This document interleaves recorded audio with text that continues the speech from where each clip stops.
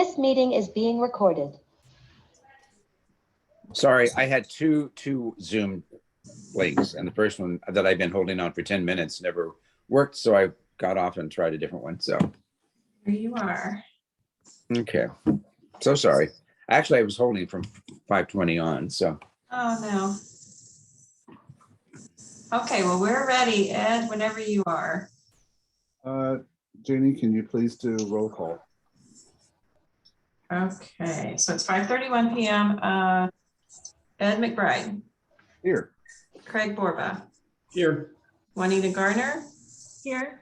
David Norgard. Here. Jones. here. We are all here. I will call the meeting to order.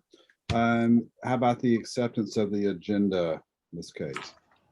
The agenda, oh, well, the agenda was posted on February 23rd, so Craig made a motion. Go ahead.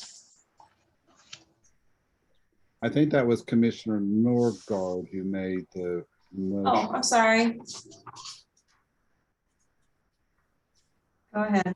Second. Okay. One moment. Now roll call for that one. Ed McBride. Yes. Craig Borba. Yes. Juanita Garner. Yes. David Norgard. Excuse me. Yes. Al Jones. Yes. Okay, 5-0. Thank you. Now is the time in our agenda item number 3 where we open up for public comment. Jenny, do we have anyone that would like to make public comment?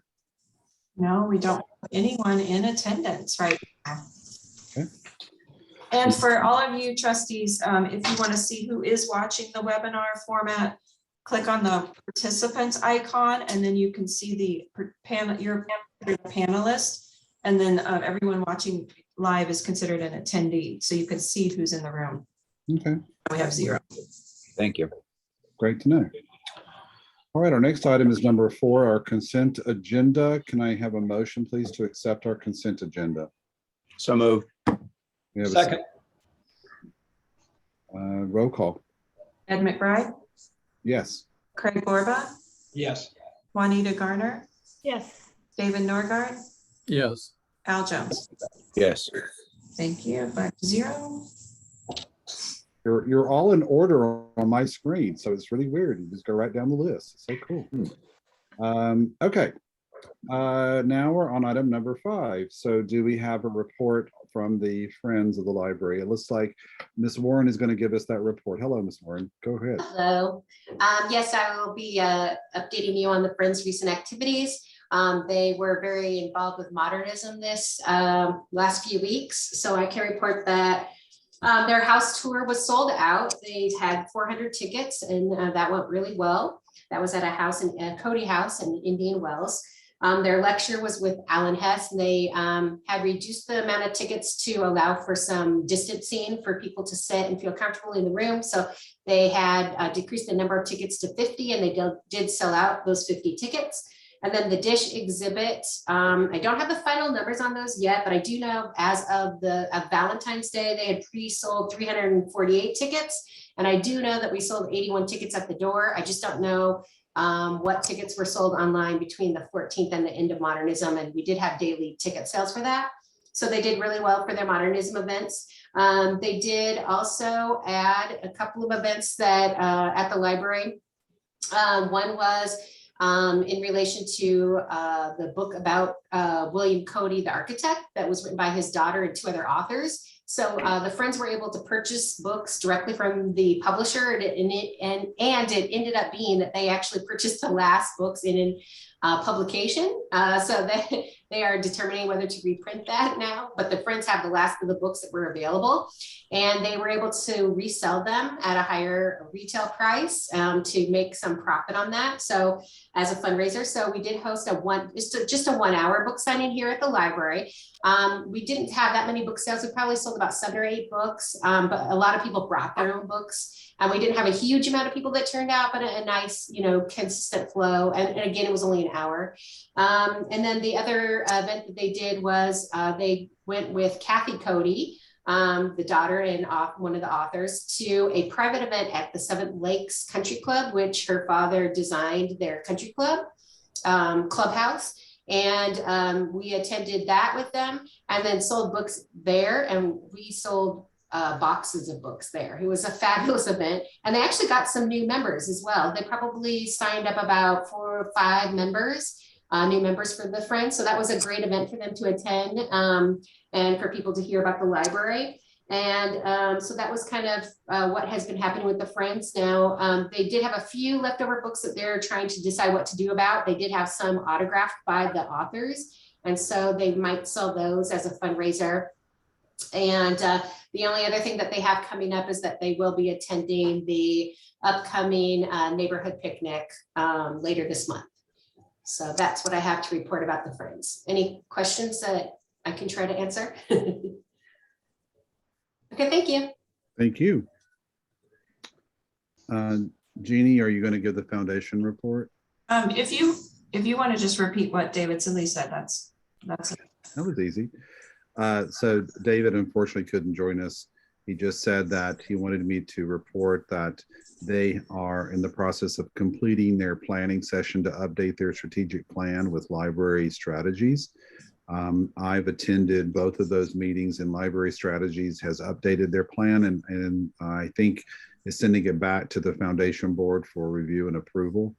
I can just say that in that plan, you know, they're getting organized around raising money for all of the capital campaign projects that they anticipate that we're going to have. So, you know, they're getting into full swing mode to raise money.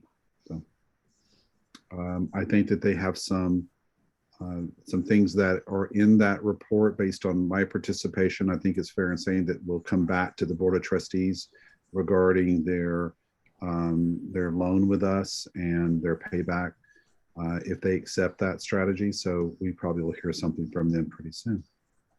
Other than that, that's all I think there is to report, Jeannie, unless you can think of something. no, I can't. Okay. It's library staff, how about you? Okay, the library reopened as of February 15th. Yay! So, yeah, people are very happy. And this week, the city eliminated the requirement for masks in public spaces if you are vaccinated. So if you are unvaccinated, you are still required to wear a mask in city facilities. We have been, like I said, we've been very busy, very active here. Lots out of state and out of country license plates. This is always snowbird season at the library too. And like Julie said, the Modernism Week events have been happening. We have an exhibit here in the main library for historic postcards. Julie, how long is that going to be up? Do you know? A couple more weeks, maybe? Yeah, so we agreed to have it up for a month. So we started on the 15th of February, and so we'll probably keep it till around the 15th of March. Okay, yeah, so come into the library when we're open. It's Peter Maruzzi's collection, right? That was, I think, the presentation. Yes, it was built around his postcards book, but there's some extra things too. Yeah, so come in and take a look. One of the things that I'm working on and is going to council is the request for approval to apply for the infrastructure grant. So that will be on the March 10th City Council agenda. I've already submitted the staff report for that. And then I have a couple of weeks to work on that grant application. So I'm going to submit a grant application for the infrastructure grant. And yeah, very excited. I hope it's successful, because we certainly need the work done. It is budget prep time, so I'm working on first round of budget prep with the assistant city manager and doing all of that. I am still wearing 2 hats, so I'm still the interim Parks and Recreation Director, and that is a lot of work for 2 very active full departments. So I'm doing budget prep for them, budget prep for the library.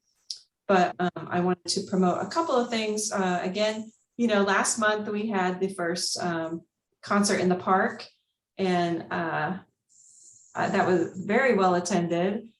And this month's concert tonight, starts at 7, is the Madonna tribute.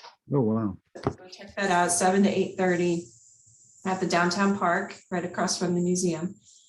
Saturday, March 12th is the AMP tree planting event. So it's California's Arbor Day is designated as Saturday, March 12th. And throughout the state and 28 cities, we are going to plant 2,000 trees. So the city of Palm Springs is going to plant about 80 trees. And we need people to come help us plant trees. So if you would like to come out and help or serve water or just help us stake the trees, we need people. It starts at 8 a.m. on March 12th. It runs till about noon. And bring your own shovel if you have it and gloves if you have them. It's going to start at Desert Highland Park up at the James O. Jesse Desert Highland Unity Center. We're gonna have our kickoff event there. We'll plant some trees at that location and then split up into teams. And some people will go to Victoria Park and some will go to Ruth Hardy Park. And so we have a bunch of really nice trees from the South Coast arborists. And it's a grant that we got through them. So come plant a tree. And then the nice thing is that tree grows and you can say, oh, there's my tree. I planted that tree. Isn't that neat? And then on Saturday, March 19th is the 1 PS picnic. So the neighborhood picnic, it's free to residents. Anybody can come, obviously, but you get I think you get free lunch if you're a resident. It's from 11 to 2. The Friends of the Library and the Library Foundation have both signed up to have a booth at this event. I highly encourage you to come. It's a great event. There are all kinds of neighborhoods there and different organizations. It's at Ruth Hardy Park. Julie mentioned something about a hot air balloon at 10, but I didn't know about that, right? Yes, so there will be hot air balloon rides if the weather allows, and that they're actually going to start them at 10 a.m. Wow. Okay, so mark your calendar for March 19th. And then finally, to answer your next question, when are we going to meet in person? The city manager said that we are still virtual until we are told otherwise. So city council may make some hybrid arrangements for themselves, but for boards and commissions right now, we are still virtual. A month from now, it may be a situation. And I should also tell you, in April, I will be on vacation, but I'm going to try to attend the meeting virtually to, depending on what we're doing. If we're in person, I'll try to join. And if we're still virtual, it's no big deal. But I wanted to let you know in April, I'm going to be on vacation that week, but I will attend the meeting. And my managers can help run the meeting from here. So any questions and Julie has events. I told you, Julie has the events. Yes, I have a few updates for you. So we did host the home movie day during modernism. And that was well attended. We had, it was a free event and 80 people signed up in advance to attend, and we had 55 people come. So that was good. They were very excited and they really liked our venue and are already asking to have it here as part of modernism again next year. So that'll be good. I did want to update you on a couple of the things, the ad campaign. We're still working on it. We will be launching sometime very soon this month. But the airport did not have any free space for us in February. And they said later in March, I'd be available. So I would have space available. So I'm trying to sync everything up to have it all happening at the same time. So I'll give you more of an update when I actually get to launch it, and then I'll have some actual numbers to report to you.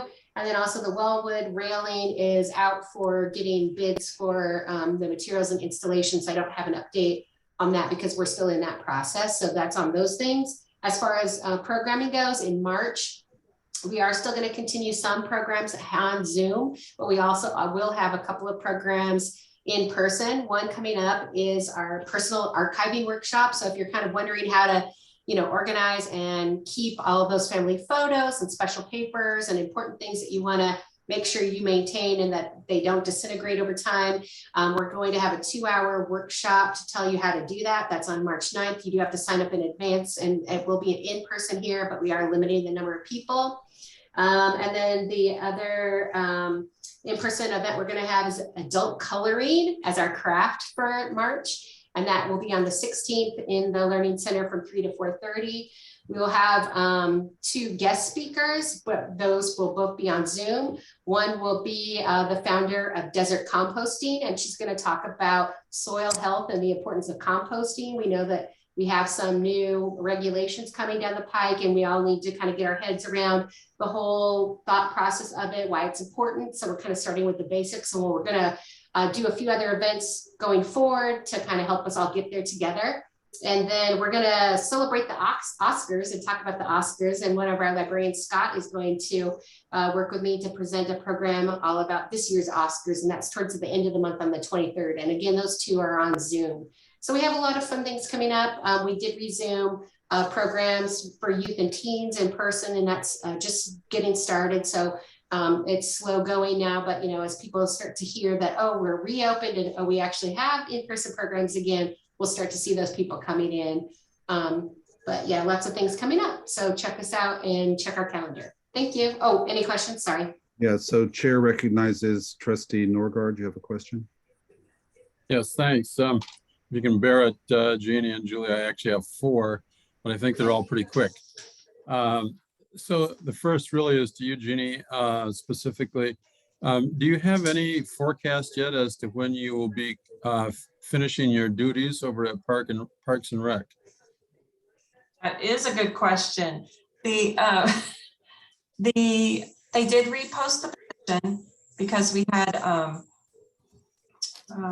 they were not successful in the first round. So they reposted the position. They've got more interest. Different people have applied, and they're going to go through the applications pretty soon, and then schedule panel and interviews in the next 3 to 4 weeks. So we're still talking. By the time someone accepts the position, gives notice, May. We're probably talking about May, if all goes well. Gotcha. Maybe June. Ooh. Yeah, probably June. My second is relating to the grant request you mentioned, and assuming there is council approval for proceeding. Do you have a sense at this point of what the amount will be that you request? Not yet. That's what I'm going to work on in the next 2 weeks. And I've already had meetings with engineering at the city, and we have old figures from 2013. We have really detailed reports from that process. And so I don't know yet. Okay. The city was even if it's not $10 million that we ask for, even if it's 5 or 6 million, if that's a realistic number, that's what we'll ask for. But that's what I got to figure out in the next 2 weeks. Gotcha. Okay. Third, and then I'll be done after, almost done.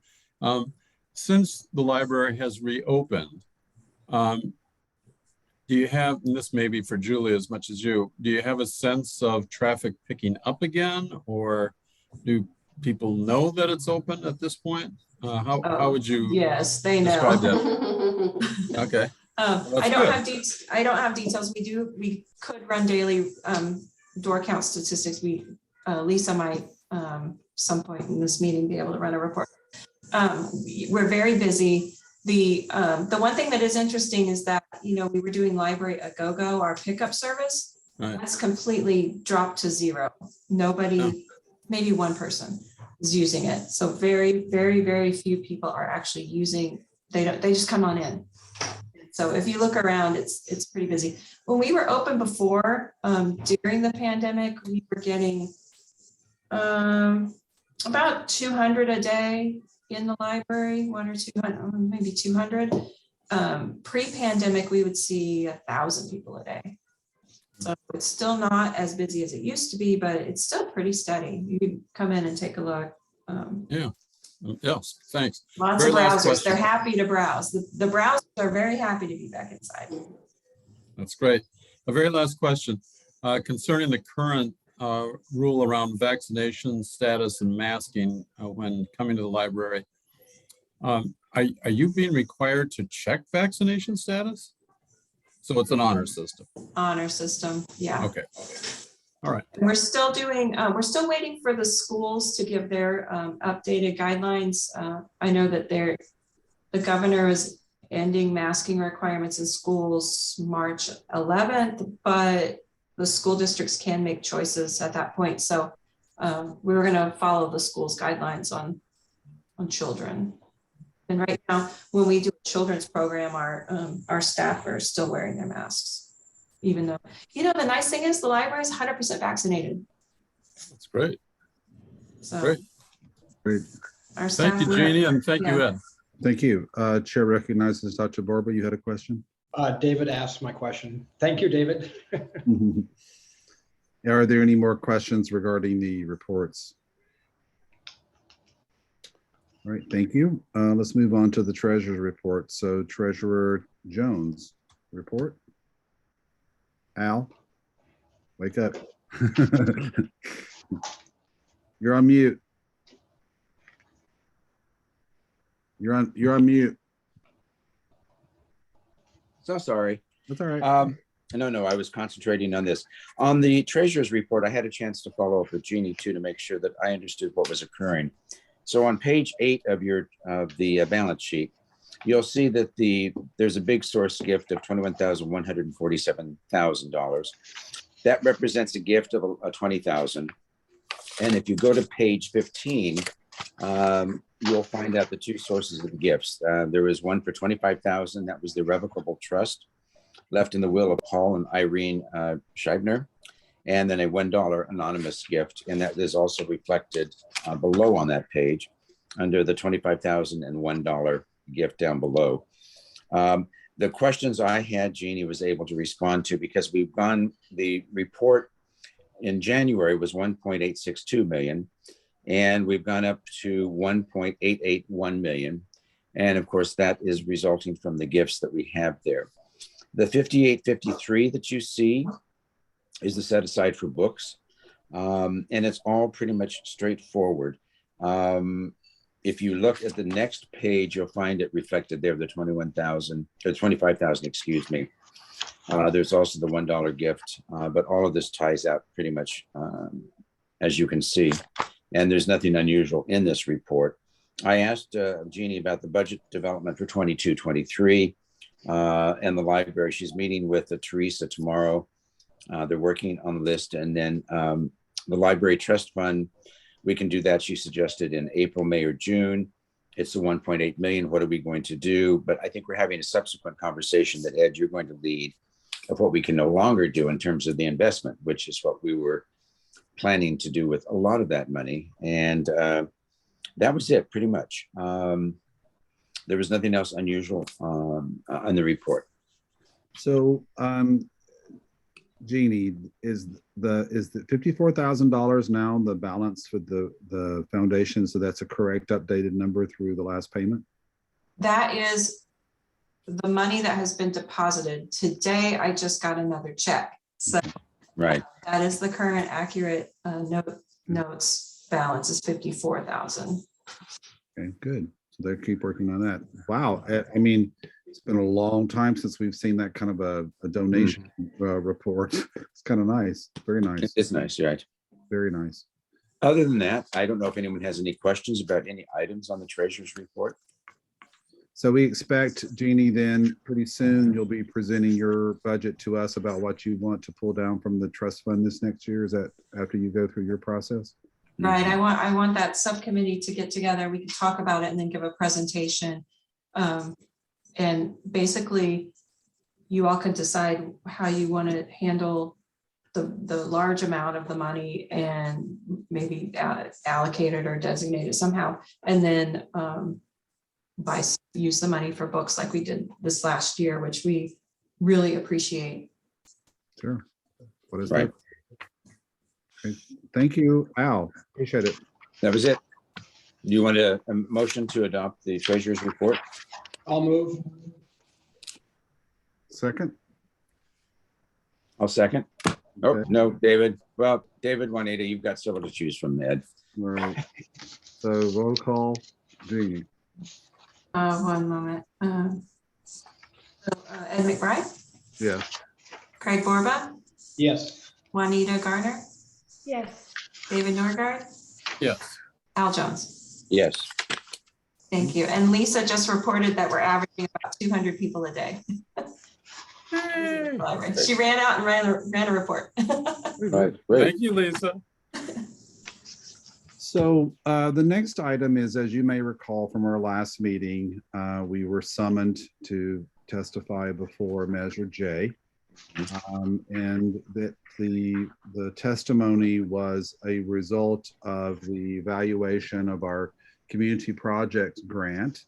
And a couple of the commissioners were asking for a report from the library on what our priorities were, and so that they could, I guess, evaluate our request and looking forward to the projects that are listed in their plans and budget and reflect on the CIP. So we went before them. I'm going to speak bluntly and honestly here. It was the night after, it was our first meeting after the newspaper article where the Measure J committee was quite upset over comments made by Councilmember Woods. So most of the meeting was dedicated to that conversation, which shortened our time. I was really praying they would get to us first before they had that discussion, but as luck would have it, we sat through that conversation with them. And then at the next item was ours. So I think, and I've shared the presentation with all of you, and I just thought I would do some highlights if you guys don't mind, and I would be happy to answer questions. If you look at the very first page, this was me, and Jeannie let me do this, even though this is on page, by the way. I'm going to share my screen. If you want to, 17. Okay.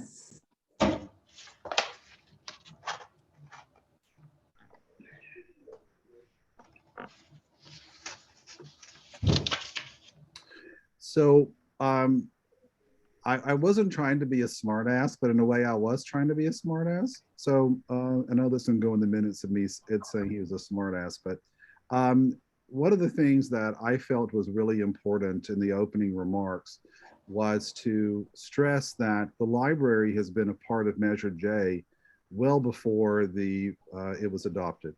So what you're looking at there is the actual brochure that was handed out to all of the citizens in Palm Springs to get them to vote for Measure J. So my first comment was, I'd like to point out that 2 of the 4 pictures is the library. And it was all about the library, and the library was used to convince voters that we need Measure J. And by the way, I wasn't saying that we don't need Measure J. I just wanted to remind them that we've been there all along. And Jeannie helped me prepare that we so far have received $980,000 of Measure J funds since it started. Next screen, Jeannie. And I just wanted to highlight for them where that money went so they can see. I think I may have mentioned to you guys that we had $623,000 ready to be spent when the epidemic shut the city down. So I basically said, first off, you go to the next screen, Jeannie. My first question for them is, where's our $623,000? We sure would like to have it back. Of course, that really wasn't the group that would do that. It really is back to the city, but there is a way that we have figured out the money is coming back to us. But I felt it was worth us being up there like everybody else and saying, where's our money? And then we talked about how things started transpiring from April 2021 and where we are with kind of matching up to their priorities. So one of the things that we know is that there is money there's nothing this coming year from Measure J for us. I'm just asking that they give us our community grant for $100,000. And I think that we answered all their questions about that. I think that we will get something. I think that they understood after we did our presentation what the money is needed for and why we ask for it and how it supports our strategic plan. And then if you look at the next year, which is 22-23, there is $100,000 that was there to start the planning for the Fry building. And then the next year is 480. So that kind of starts getting close to that $600,000 that we had at one time. So I think that that money, even though it was lost to us, and I'm certainly not ready to roll over and not ask for it, continue to ask for it. I think that that's a little bit of making up for that. You see in year 3, that's when $2 million appears for the main library renovation project, whatever that might be. We also pointed out, if you look at this slide, you see the photo there of the Fry building. So I said, this is the building and I introduced the concept that the library has a campus. We have multiple buildings, and this is one of those buildings, and this is what we want to update and turn it back into a wonderful example of a mid-century building. It was about the time that Modernism Week was starting, so I got their attention on that. And everyone starts to say, oh, okay, I remember that building and what we're going to use it for. And then we just reviewed their numbers. All these numbers, by the way, are right lifted from their plan. So there was nothing new. There was no surprises. And so I really said, we're aligned with your priorities. We just want to make sure that these numbers don't go away. And Jeannie, you're going to help me. The representative from the finance department that was there, the man, I know him, I can see him, but I can't remember his name. I don't know, but Anyway, he encouraged me because he confirmed for them that the main library project and the Fry building are in the CIP, which is the capital improvement plan for the city. So I think that's Joel. He's the engineer. Right, thank you. So, you know, people are acknowledging that the project is there. And I think that, you know, it's a matter of just making sure that it goes through the process and gets funded. Is there another slide? I can't remember. Yes. So, and then I closed, and I will tell you, this got a lot of their attention. I think this probably sealed the deal for us, if you agree with me, Jeannie, is where I said 2 things have occurred since we probably have worked with you guys for our priorities. First thing, we have an opportunity to apply for up to $10 million from the state of California for matching funds. There was a lot of discussion and interest on that naturally. So I think that when Jeannie presents this to City Council, it's going to get full support of, yes, we need to go after that state money, right? The other thing was that I said the trustees, the friends, and the foundation have come together and are really ready to get behind this and raise the money that we need to make up the difference for these projects to make them nice. And I said, so you have a community that is behind you. I also said in my opening remarks, I reminded them that we spent money to have a meeting of the community to talk about our strategic plan and how the community is ready for something to be done for the library. It's loud, it's clear, there is support there. I wanted to say, don't make us start coming and testifying like the pickleball court people are, but we may have to do something like that. I think we need to be prepared to get the support from our community again to speak loud and speak clear about the library. So basically, we ran out of time because it was getting near the end of time because of the earlier presentation, but I hope I used every minute of it to get it into their brain. I will tell you, I got feedback from several of the commissioners and some of the city council members that were listening. And everyone said that they thought it was a great presentation and it reminded them that the library needs attention. So I feel like we got our message across, and now it's a matter of us continuing to press it to make sure we don't get lost again. Let me stop there and see, hey, Jeannie, if you'd like to add any comments or if anyone has any questions. No, I thought your presentation was very nice, and I felt very happy at the end how they were really interested in the grant and if they needed to do anything to show their support, and it was good. And my agenda item on March 10th is on the consent calendar. So hopefully it's just getting permission to apply for the grant is really just a formality at this point. So yeah, I'm very optimistic. Okay. Chair recognizes Dr. Borba. Question? Did you state that you don't think we're going to receive any money in the year 2022? There is no funds this year except for the community project grant of $100,000 that we've applied for. So that would be the only money coming from Measure J this year, this fiscal year. Yes. Okay, thank you. Chair recognizes Trustee Norgard. Thanks. First, I just wanted to publicly thank you for this presentation on our collective behalf, Ed. I can't imagine being better represented than what you did for us in front of the Measure J Commission. And it's such an awkward moment, frankly, right after the upset, I'll just put it that way. Yes. So my one question is about questions you may have received from them. Was there anything provocative or particularly curious that you recall? Well, like we said, they really did have a lot of questions around the state grants. They were asking questions of Jeannie around that. They were asking about the community project grant and why we would need that meeting room. And Jeannie had the picture of an example of one. So they wanted to know why. And I said, well, to be honest, our response to the demand that we've heard from our community on can we do something for the library, it's our way of responding to show them that we're taking steps to respond to community need and building a meeting room, precursor to the Fry building. And we talked about the Fry building because they want to know what we're going to do with that.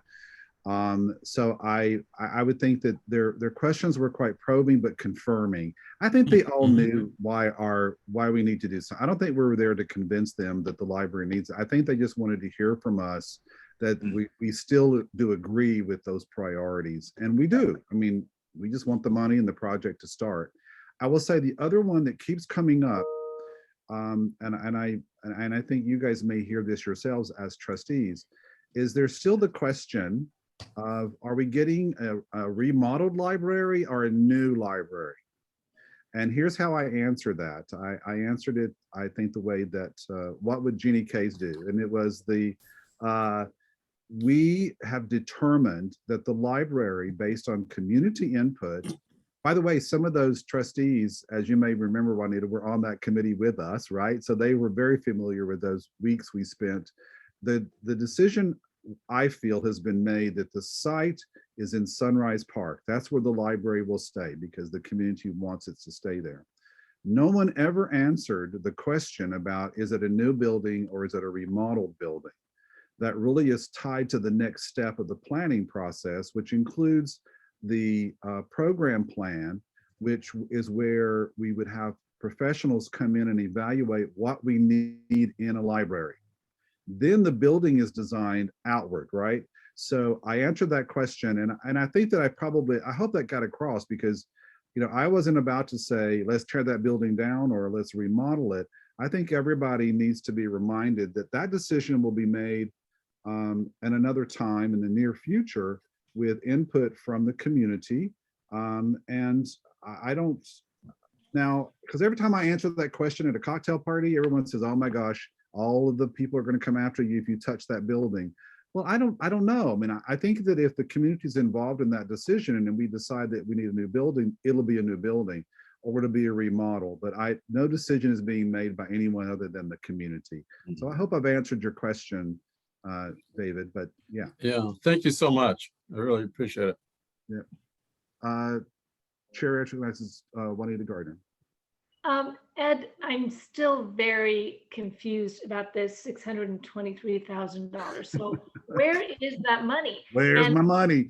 Did it go back into the city's, general fund? And can't we ask the city manager, like, where's the money? We want it back. Yeah, so, and Jeannie may have a better answer, but what was explained to me was, at the moment that the city decided to shut everything down for COVID, all funds like that were frozen in case of an emergency that we may be facing in the future. And so all projects were put on hold. Money was pretty much, the Measure J funds were like collapsed and taken away. So I think that what happened is that they viewed that as something that could wait, and that money went back into the general fund to be used in case of emergency. I will have to let Jeannie tell us if we have the ability to go back and ask for it. So I just, the money, everything was frozen, like Ed said, exactly as you described, everything was frozen. The money is there, it's just $580,000, I think, instead of 623. So it's there, they built the 5-year plan, the proposal. And to answer Craig's question about why isn't there anything in the budget this year? It was because I think they were really trying to get back to that. We got a year behind because 2020, everything shut down, the money was frozen, taken away. So there are those projects that were already in the pipeline and were frozen. So they had to they're doing the 2020 projects and the backlog right now. So that's why there's no money, I think, in the 5-year plan for the library, but they've set us out for next year, and the 480 and the 100,000 is 580. So it's super close to the 623. So that's where the money really is. It's right there. So we've got, it's there. It's just not right back right now. Al?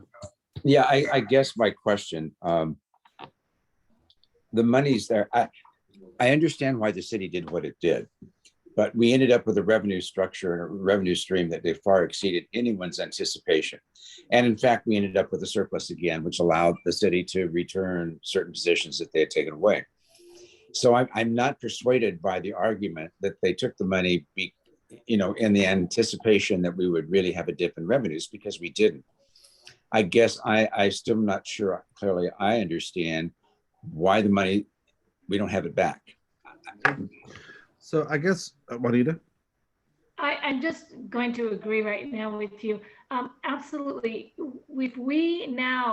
If there was no emergency, we didn't have to use that money, and we are not, in the future, we don't foresee using that money. I just don't understand why they're still holding on to it. It's really very confusing to me. Yeah, I agree. So in a sidebar conversation that I had with then Mayor Holstage, about 6 months ago, she encouraged us to come back and ask for that money because of what we all know is that there was a surplus this year. There was some extra money there. We couldn't get on her agenda until she was gone as mayor. And then we spoke with Mayor Middleton.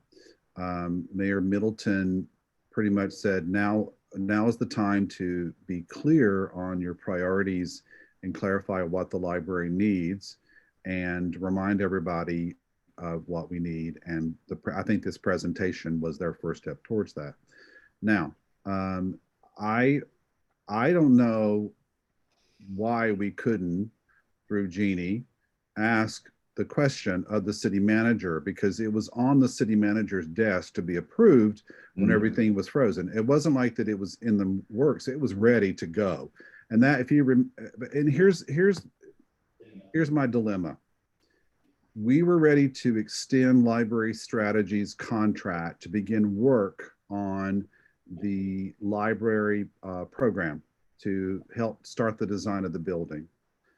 I have said to Jeannie, I will say it to all of you, my experience as a librarian, knowing that our timeline is still maybe a year or so away, I'm not so sure that's the best use of our money today, because what works we put in there, even a year from now, if we were to start this plan, libraries are changing so rapidly and so quickly, we may have to even revise that plan. So I think that I would be okay if we delayed that planning process by maybe another year before we crank that up, because it's a lot of work and I think it might be too soon. That, by the way, was the $100,000. The other money that was in there was to begin the Fry building. To me, that's the money we should probably go for and ask that it be put back in, and can we start the planning process to redevelop that building. Now, that's my opinion. I, of course, represent all of you and be happy to put forward. But, Jeannie, I don't know what you think about that, but would that be a logical question to ask, or a clarification with the city manager? You don't even have to ask. The money's there. So fiscal year 2 in this 5-year plan is 4 months away. Oh, Okay. Remember that. We're almost done with year one. Year one is just kind of a recovery year. Year two starts in July, and there's $100,000 budgeted or planned for the Fry Building renovation. So for planning. So you don't even have to ask, it's there. And even better, if we get that $10 million infrastructure grant, it includes, we can pay for planning, architectural fees, all of those things in that grant. So, and we're gonna know about the grant, hopefully, they say spring, which I'm guessing June or so on award notification. So we're right on track. It's just. Jeannie, let me ask you, and I apologize to interrupt.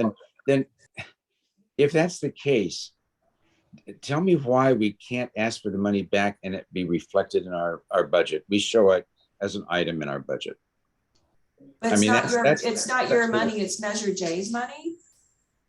But see, now you're hitting it again. We have it, but we don't have it. It's But it's ours, Measure but it's J's. not ours. It's Well- not yours. It's Measure J's money. It's Measure J. It's this. Well, but you're saying we don't have to ask for it because it's there. Well, then you say, well, it's Measure J's money, so it's not really our money. This is where the confusion emanates. I think Juanita and I come from the same position on this. We're trying to make sense of this.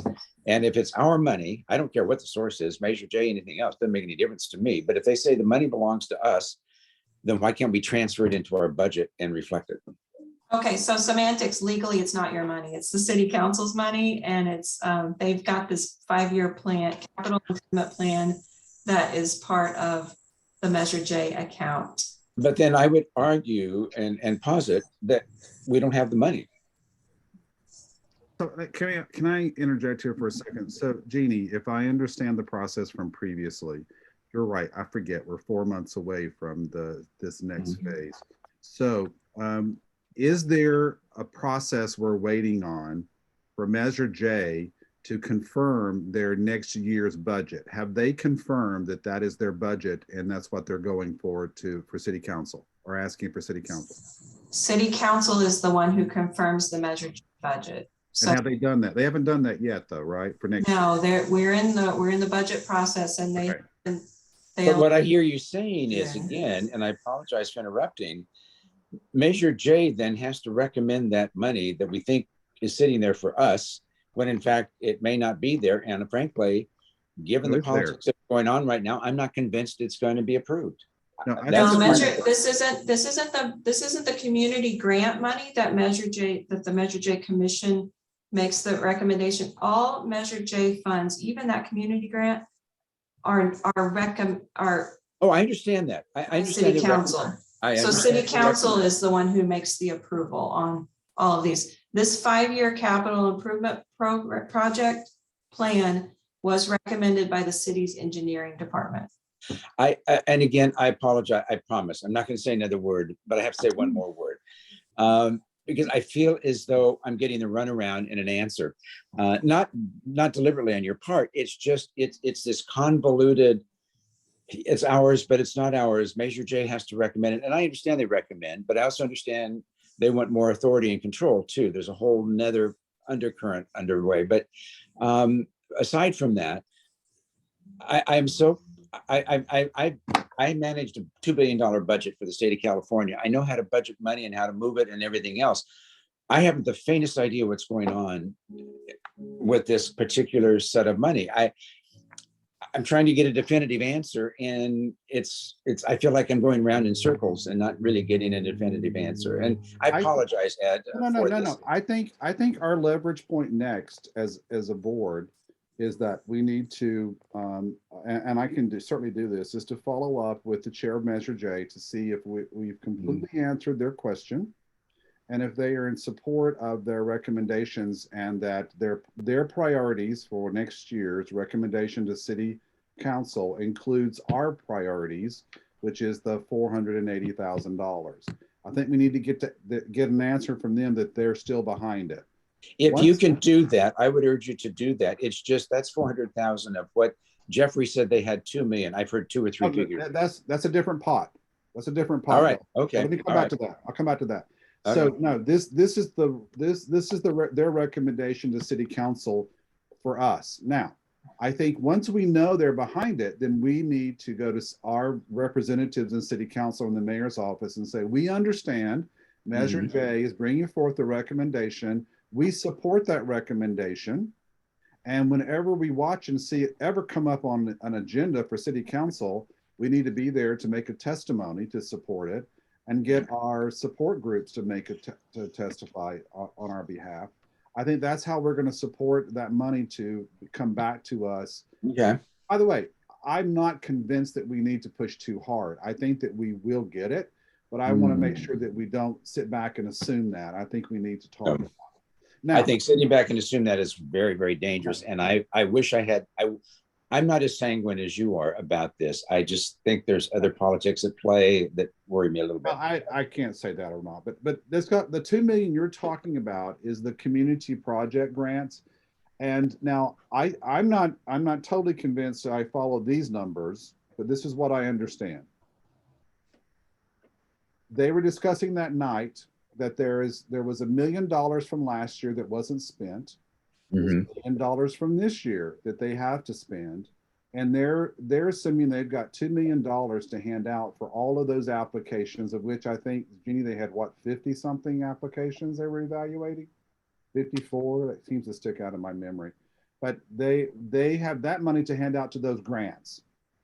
Now I heard 3 million, but I think that's where the conversation came up with Council Member Woods is, well, how much do we really have, right? So that was where that conversation came from. Yeah.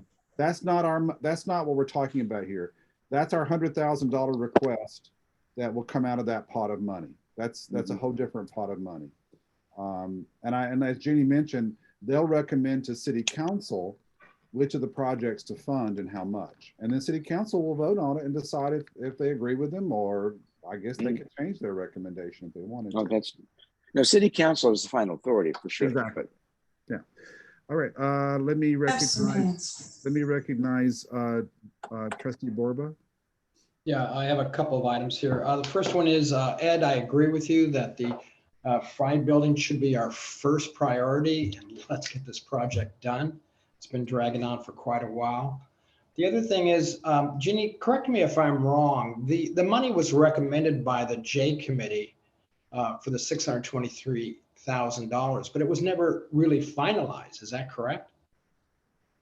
No, I think it was, I think it was recommended. So some of the things, like they have their community. I should say it was recommended, but it was never finally approved.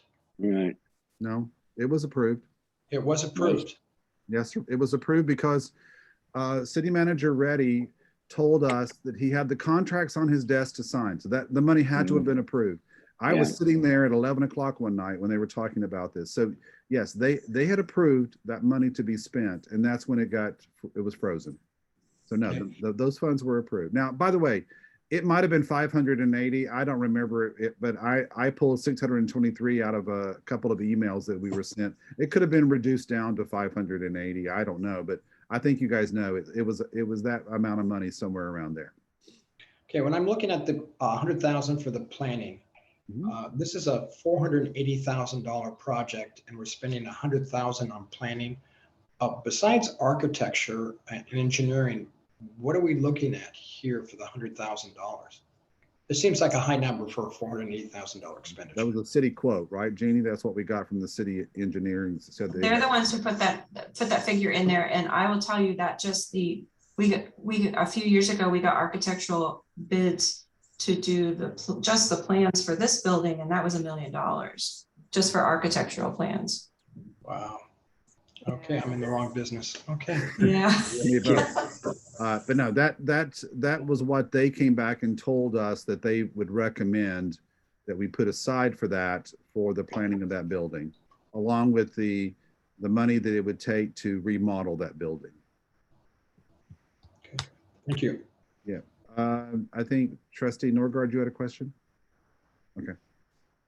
So I think we're in the right direction, everyone. I think that we just got to, we've got to make sure that we don't take our eye off of this and we watch these agendas.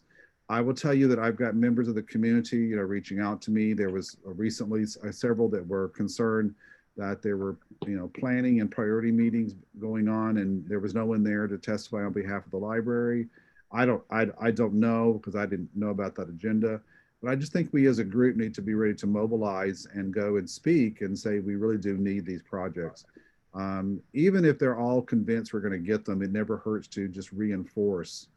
I have found that's how we got the other money approved, is we just kept going and talking and asking. And, I talked to all the city council members at that time and the mayor, and everyone said, yes, we agree. So, it's just us. Yes, Dr. Borba. Yeah, the Friends of the Library will definitely benefit from this structure. So I think their partnership with us is essential. Yeah, and the foundation is ready to raise money around it too. So that was why I wanted to make sure they understood that we've got people in the community ready to throw some money at these projects. It's not all going to be city money. We can find partners to help us make this happen, much like they're doing with the theater and other projects that, we're kind of unique where we have people ready to write checks, right? Okay. Trustee Jones? Oops, let me go off mute. Apologize. That's right. I'm going to be in transit, but I'm staying involved. You won't see me, but I will be participating via my earphones. Okay. And Jeannie, there's an outside chance I could get dropped, and in which case I will dial back in. So watch for me, but I should be fine because I want to continue in this discussion. So thank you. We'll wait for you here. We'll see you soon. Okay. So any other questions about Measure J and where we are with Measure J? I will follow up tomorrow with the chair is Jeffrey Bernstein. I'll ask him if there's any follow-up questions, because it's been a couple of weeks since we were before them. And if we can get their, I think they're still evaluating the community application grants, but I want to ask him, can he give me some feedback, and are they still supporting the priorities that we've put before them, and get some indication from them that we're all going in the right direction. Okay, I'll do that tomorrow. Ed, I appreciate your effort on this. This is really a good step in the right direction for us. Thank you. Well, I want to be, because I'm the last of the institutional memory besides Jeannie, because but my time is coming to an end. So I want to try to get as much of this done as possible before my term is up. Not that I'm going anywhere. You always can definitely plug into me, but I want to make sure that, I'll just be in a different role. I'll be up there as a citizen and a business owner asking, where's the money for the library? Where's my $600,000? So anyway, okay. The next item I wanted is item B. I'm sorry, is item 7B. And we've had a very recent urgent development come from the city attorney that I'm going to ask Jeannie to bring us up to speed. But a lot of our discussion that we put in for the last almost a year about investing of the trust fund and how we'd like to see it go forward has probably collapsed around us as a result of a recent ruling from the city attorney. I think that we need to hear what the city attorney has said from Jeannie and talk about it and decide how we're going to regroup. So Jeannie, would you please take over and give us an update on the findings of the city attorney? Sure. Don't feel all is lost, because there are options. At your last meeting, you wanted to bring in investment firms to give presentations about investments. And I just wanted to double check with the city attorney's office to see if that was allowable. And their response was, the finances of the city are for the city treasurer and city council and not for the individual boards. You should not invite investment firms to the board meeting, as it is outside the purview of the board's powers. But the options are, you can give money to the foundation without having any restrictions on how they invest it. You wouldn't have any say in how it was invested, but you could give it to the foundation. You could give it to the Friends either. You could give it to the foundation. You could loan it to the foundation. Again, you can't dictate how they invest it, and it could come back. Either way, it could come back. And that's really it. You just cannot be involved in giving it to the foundation and then telling them how to invest it or what investments to put it in. because then you're skirting the city's procedures. So that, I think that covers it all, right? And Yeah, Well, so we could backdoor that. I think that we can ask the foundation to tell us how they would invest the money, and then we can decide to do it with them or not. yeah, I mean, you couldn't tell them what to do, but if you could entertain what they want, you wouldn't be able to tell them how to invest the money. So as a representative to the foundation has finalized their investment strategies, and they've started investing their money that they've been raising, and they've been raising, a little bit of money. So they've done a real good job in getting reorganized. I think that I'm assuming, Jeannie, we certainly could hear from the foundation board on what they finally decided and how they are moving forward with, their plans, especially in light of the fact they just updated their strategic plan. So I think we should entertain a presentation from the board president on what they're doing. But I think, Craig, one of the things that we would have to, I'm still not clear on, and this came up several years ago, and I think is probably the next logical step for the foundation, is that, and I'm familiar with this because in libraries where I've worked, where we've had a foundation that's raised money, in San Francisco, we called it a compact, for lack of a better word. And that's where the foundation negotiated with the city of San Francisco. If we raise $31 million for you, how would he give that money back to you? How do we give it to the city? What's the process for giving it to the city to go to the library? And I know that sounds like, well, why don't you just write a check? But no, it was very clear because it entailed things like naming rights to buildings. So the foundation was out trying to name, the building after someone, by the way. So I think that the foundation has got to establish that compact with the city and say, if we're going to raise money, we want to make sure we understand how to give the money back. Because up to this point, correct me if I'm wrong, Jeannie, the foundation, if they were to give us money, their logical might be to give it to us as trustees to go to the trust fund. And I'm not so sure now that they can do that. I think that they need to figure out how to put the money. So I'm a little concerned, and Jenny, I don't know if you got into this. If we give them money and they work out a compact to give the money back to the library, how is that going to work? I think you would, I think having an agreement would be a good idea, because you could say that it would go into a building fund, or it would go into the trust fund. And then when they're ready for the money, right now, if we did, as we stand right now, any projects that you authorize, the money just stays in the trust fund and we set up a special line item account, right? Like the Wellwood patio or the sunshade, or you name it, those things that we've done. So right now the money back into the trust fund, just like your loan payments are coming back in. Okay. And just like we take donations from the public. Yeah. Okay. Right. Yeah. But is that the best way? That's the understood agreement. If you And the city attorney was okay with that process, right? Yeah, that was, as long as you are not driving or managing the money through a third party, it kind of, you just got to keep everything open and transparent. So that's why I think the foundation, it would be in their best interest to establish this compact with the city to cover all donations that they receive from everybody, including the trust fund, including citizens, foundations, anywhere else that they're going to raise money, because they can get money from all kinds of sources when we start a capital campaign. And how would they give it back to the city specifically to benefit the library? You're right. Is it a building? Is it furnishings? How would they specify that money is coming back?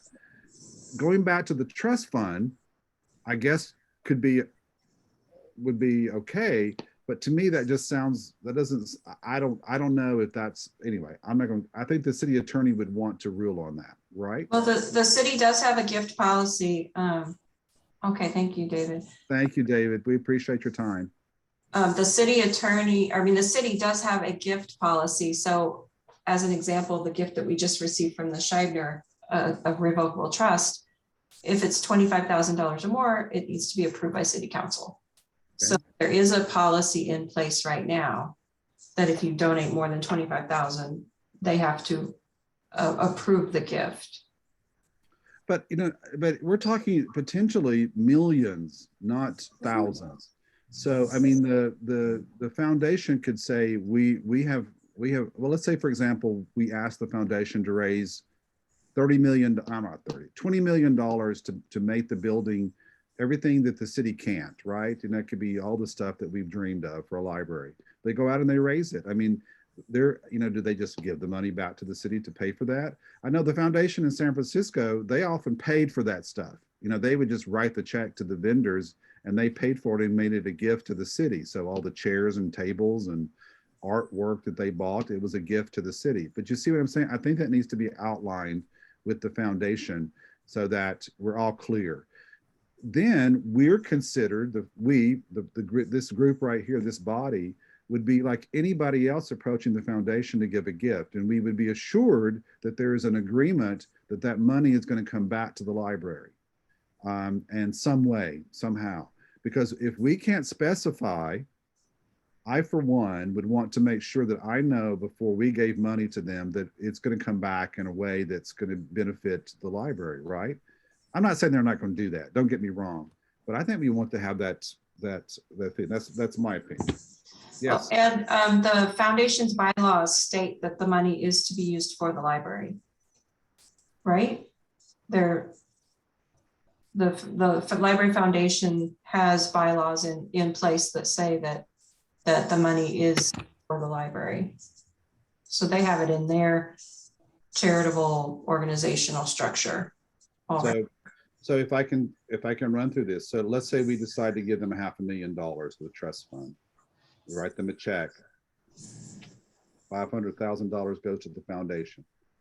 They, of course, they have their investment strategy. They're going to invest that money. They're going to make more money off of it. They're going to create that money to go to the library. And so we know in their bylaws that that money will come back to the library at some point, right?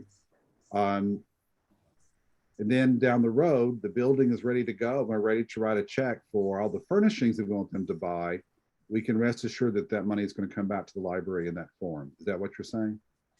No, I'm saying, well, maybe, but also the money is to benefit the library. So they could spend that money to help create fundraising programs or other things to raise money to ad campaigns. They could, the money would benefit the library, whether it comes back or they spend it to benefit the library. That would still be acceptable. Okay. Now, bylaws. When I was in San Francisco, the city had this agreement in place, and it was a two-way agreement. They said to the library foundation, we're going to do bricks and mortar for that new main library, which costs millions, it was like $20 million. But we can't afford tables and chairs. We're looking for you to do that. And so they had that agreement, that compact that said the library foundation was on the hook to help them raise money for those tables. Now, by the way, the foundation had many wealthy people on there that, personally guaranteed that there would be fine furnishings in that building and Getty. But that helped the city feel rest assured that the money was going to come back with what they wanted. The city said, we want furniture from the foundation, basically. And that's what they did. And bookshelves and all the nice things that they put there. So are you saying that we just trust that we don't need to have that specification in place, or the city shouldn't? If you want the money back, then maybe you make it a loan. That would be my opinion. Yeah. Yeah. If you need some sort of assurance that it's going to come back. I think loans, that sure could be one way. I would feel better knowing that there's an agreement with the city that says when it comes time to raise the money for this building, the Library Foundation and Friends will raise money for these projects. And, they have an agreement with them. Rest assured, they might not get all the money they want, but at least they know that the money coming from the foundation is going to that pot. I guess.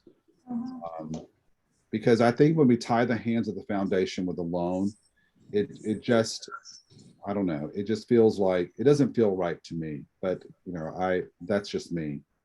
I can tell you guys are coming back to us with that loan that's in place now to ask, because the consultants have suggested that they not be as aggressive paying that money back and invest that money to raise more money for the library, if that makes sense, because they're taking money out of the money they've received from citizens and giving us $2,000 to go to the trust fund. And I was thinking this morning in the shower in preparation for this meeting. So here's what's happening. They went out and, for example, recently they got $125,000. They're investing it to make a lot of money, right? Well, now we're asking them to take that money, give it back to us in the trust fund where we're not making any money off of it. You know, so it really doesn't make sense to me, the way we've got it set up, and they feel that they're on the hook for $2,000 a month to give back to us to go to the trust fund, and they're taking it out of their investment account to make it, right? Something doesn't feel right to me on that. Maybe I'm alone here. You know, Dr. Barber and Al, maybe you've thought about this and you have other ideas, but you know, I think there's got to be something else here we got to work on. Al? Let me unmute there. I think we were both caught off guard by the city attorney's most recent ruling, basically. They cut us off at the path in terms of what we were trying to do or planning to do. And I guess I'm still, as I understood from talking with Jeannie earlier, we can give the money to the foundation to invest, but we can't tell them how to invest it. Right. And I guess my question to all of us is, do we feel comfortable doing that? I mean, there's still the question at hand.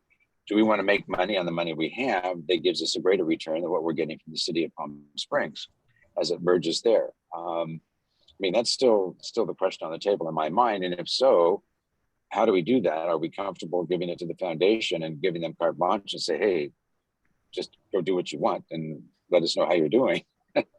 And then how do we get the money back is another question.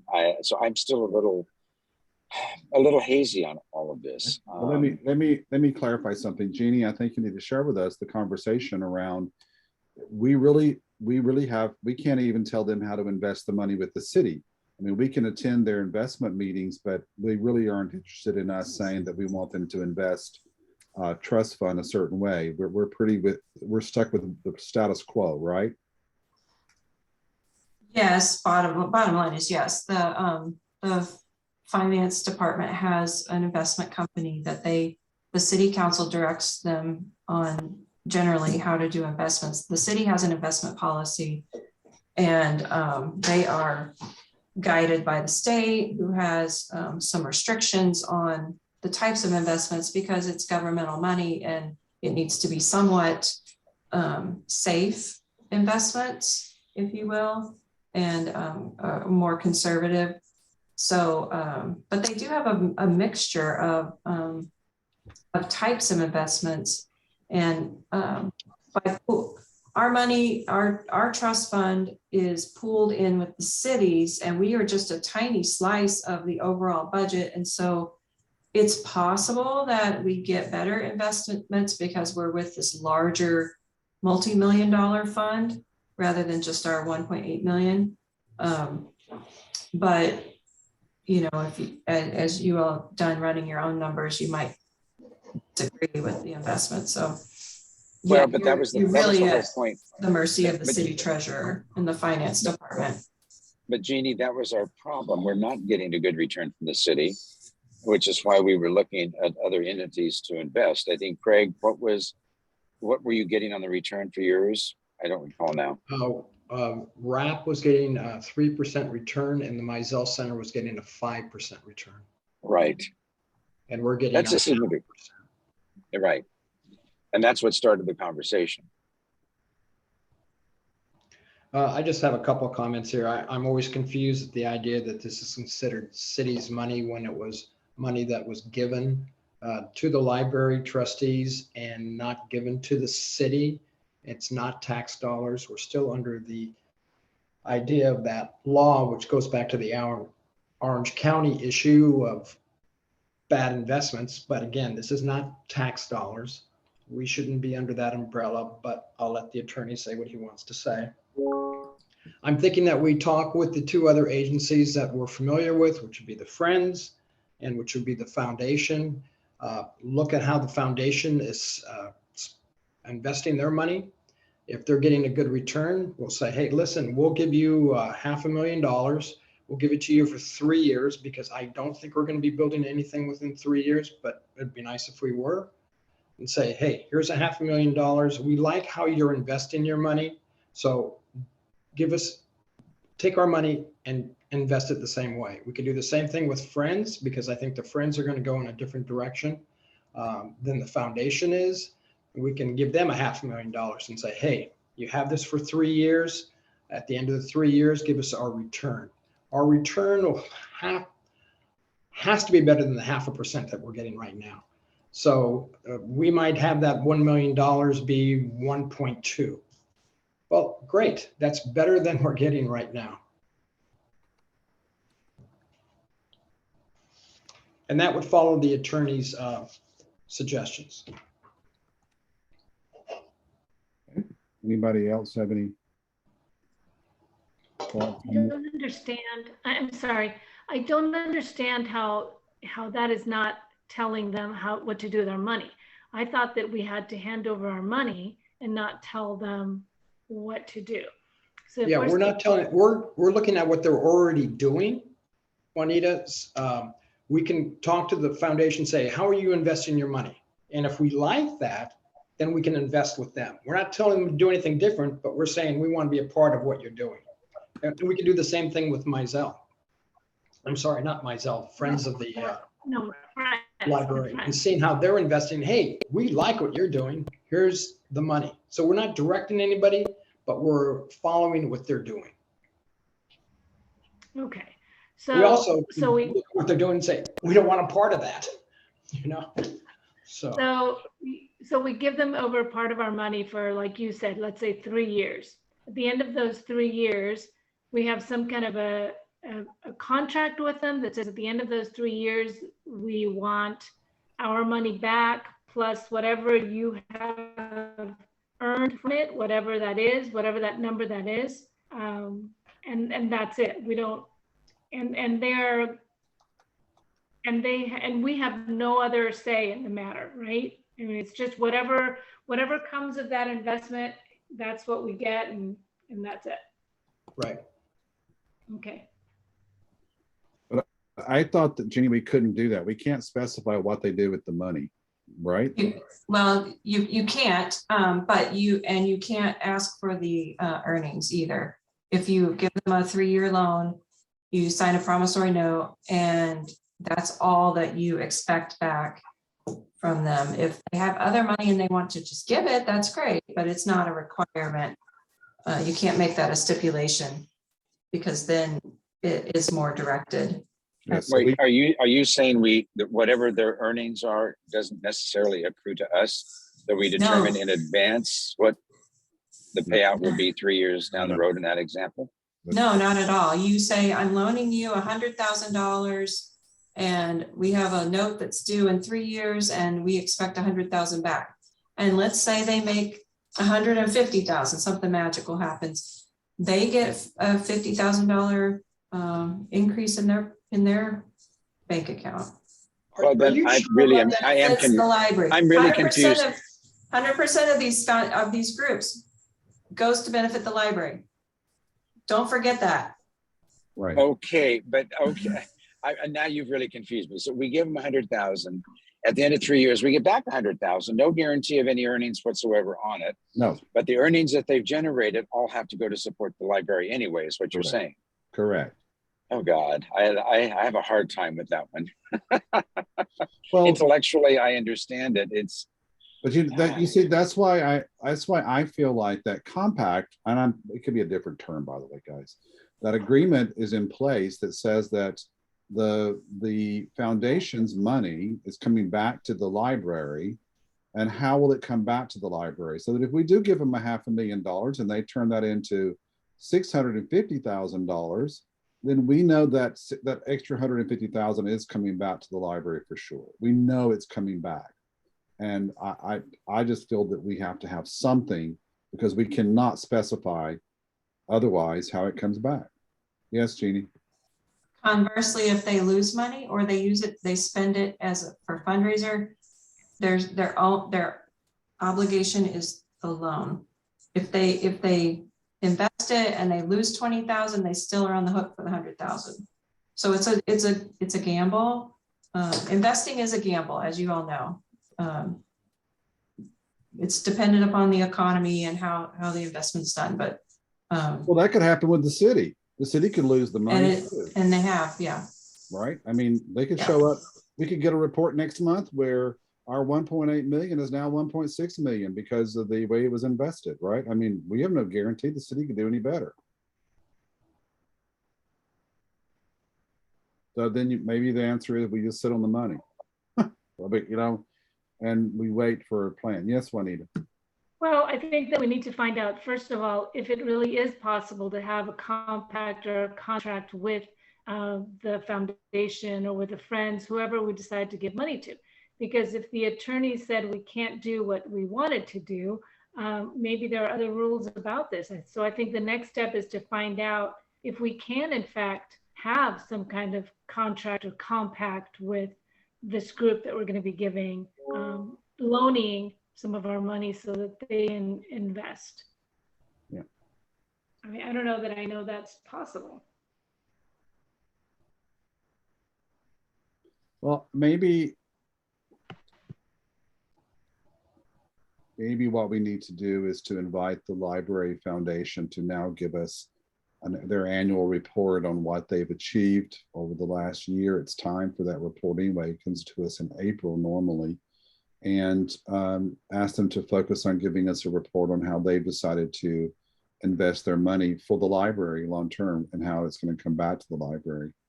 And based on that conversation, I think that I've said all along, by the way, to the foundation, if you want some trust fund money, you need to come ask, and you need to have a plan, and you need to be able to explain to us what you're going to do with the money and how you're going to use the money. I don't think that we should just write them a check because they're the foundation any more than I'd write a check to the friends. And I trust both of them. I'm not saying that they would do anything other than the right thing, but I think that it's our obligation to hear from them, you know, what's going on and what they would do, and how they would treat it, and what their goals are. And by the way, I've said all along, it's our foundation, by meaning that we created that foundation. This board created that foundation to do just this. We can't forget that.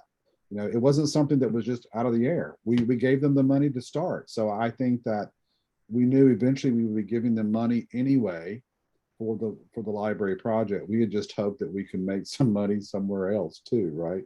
To make us feel better. But I guess that's not going to happen, right, Jeannie? Can we build a library or renovate a library, and then we'll spend all that money and we won't have a problem? That's the way it should be. Really, it should be. Now, I think that the trust fund, in my mind, and you guys, pretty soon, my opinion won't count here, but I think there should always be something in the trust fund for the library to draw on in case of an emergency or in case they needed something. Whatever that amount might be would be decided by this board. And then I think the rest of it should go to the new building. I mean, I think that the people who gave that money, that's what they would want the money to go for, right? And I think this board has eventually got to resurrect, how can we replenish some of that money in some way, right? Or we relinquish that duty to the foundation on our behalf to get out there and ask for bequest and ask for money to leave the library to come to the foundation. To me, that's been missing for a long time. So what is the wish of the board? What would you guys like to do? Well, Juanita first. I was just going to say, we need to talk to the foundation. We need to find out about how they're investing their money. And then we need to have a really honest conversation with them about how, what our purpose is. What is the purpose? Why are we loaning them this money? Why are, and just be very straightforward about what our end goal is in this, and go from there. Once we have that information, then we can make a more informed decision. And I think that what I really believe we have to trust, because I'm in these meetings, they've hired professional fundraising library professionals to advise them. So if they come to us and say that we're raising the money for blah, to benefit the library in this way, then we have to trust that they have consulted with professionals and it's the right thing to do, right? So what I mean by that is, I think that if we need to feel very confident that they've done their homework, they've got the right plan, we agree with that plan, and we feel good about giving them money, whether we loan it or we gift that money to them. Because as we know, once it's in their bank account, as Jenny has pointed out, they're gonna, if the fundraisers say you need to go out and throw $100,000 party to raise $500,000, we all got to be okay with that. By the way, we'll be at that party, right? But I mean, it's really, we have to trust that they're doing the right thing and feel good about the professional services that they're getting to follow them, or to advise them, I'm sorry, I should say. But thank you. Al, do you have something you want to say? No, I agree with Juanita, actually. She was going where I was going. Okay. Well, it's I'm on the same time. page. It's time, guys, for them to do their annual report anyway. So I think that I should reach out to David Sidley and let David know that we would like a presentation from the board. It can be multiple. I think you guys should hear from the people from the community. Remember, these are citizens like us who have volunteered to help us. The talent that they have acquired on that board when it comes around to financial investment and how they're dealing with their money and their success and what they've invested in to help them raise money. We should hear about that. And we should hear from the board members that are doing that. So I'm going to insist that they bring them and talk to us about it so you guys can know them, because I'm impressed. I mean, I think there's a lot of people giving their time to make that group successful, and I think we need to know who they are. So, okay. Any other thoughts on this? And I'll follow up with, I'm very disappointed that I thought we were on our way and I thought we were going to be able to do this. I'm quite, and Jeannie will tell you, I was very disappointed to hear this news, but we've been given lemons a lot of times and we've made lemonade. We're going to do it again. We're not going to let this get us down. We're going to make sure that this building occurs and this program keeps going. So as I told some people at the Measure J, I might be in a wheelchair when you cut the damn ribbon for this building, but I'm going to be there, by God. I am determined. And it was Linda Feuderer. She's a fellow trustee. She was a trustee. We both said we might be in wheelchairs and you guys better let us at least cut a little bit of that ribbon before we go to sleep in that wheelchair, but I'm going to be there, by God, because I want to see that building. All right. Any closing remarks about this topic? When will this be agendized? I think we should keep this on the agenda. Is that what you're asking, Craig? When do you plan on having the foundation do the presentation? Oh, let me get to David tomorrow and find out how soon they can come before us. Maybe next month. Time is of the essence. I think they want to put that request to us to modify the terms of their loan. And they want to do it while I'm still around because I'm, again, the historical memory here, right? So I will urge them to get their act together and get before us. It's April. Right. So I think they need to be prepared for April. Okay. Yeah. Okay. Thank you guys for this discussion as always. And thanks for your input and your commitment. Item number 7 is trustee staff comments, future agenda items. I think we just set one, right? Are there any others that anybody might want to talk about? I'll need to meet with the subcommittee about the budget and bring that back. Do you want the budget will be a future agenda item. Will that be ready for April, you think, Jeannie? We can definitely do that. Anything else anyone can think of? Okay. Everyone, thank you very much. We will continue on, and if you have thoughts, please share. Yes, Dr. Borba. I'm sorry, I wrote this down. This was sent to me by my wife, so I'm delivering. Large print books. Jeannie, how are decisions made on large print books on whether to purchase certain titles and not other titles? How does this all come about? We have, we work with a vendor on large print. For the most part, we subscribe to a variety of plans, and we get so many per month, and they send us their, we do like mystery 3, we get 3 mysteries a month, or core collection. There are different ones. Lisa probably knows all the different ones that we do, but we do get bestsellers, some biographies, and it's a subscription really. We just we let the vendor, used to be Thorndike Press. My gosh. I remember. Thorndike Gale. I know, see, it's old. Yeah. I used to sell that stuff. I used to work for them. Yeah, so we just let their professional librarians do the collection development for us, and we pay them a fee. But we're always looking for donations if anybody would like to supplement that budget, because the Friends of the Library, I think, pay for that one, and or have in the past, and it can always use new stuff. Okay, great, thank you.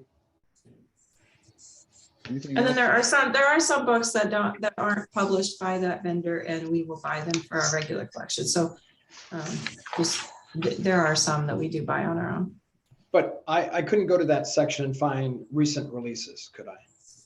We have them in the new book area. So we have a new large print book section on display. Okay, thank you. And then you can always make suggestions. We got a grant. I forgot to tell you this. We got a $10,000 Zip Books grant, and we'll be working on promoting that as soon as everything's set up. But it's an alternative to interlibrary loan. And instead of paying us a $5 fee for us to do a nationwide search where another library mails us a book, we would be able to buy it through Amazon and have it shipped directly to your house. And then when you finish reading the book, then you bring it back to the library and we add it to the collection. So $10,000 from the California State Library for that. Perfect. So if there's some large print book, Craig, that you don't see, just let us know. Maybe we Okay, program. that's great. Thank you, as I wear my glasses.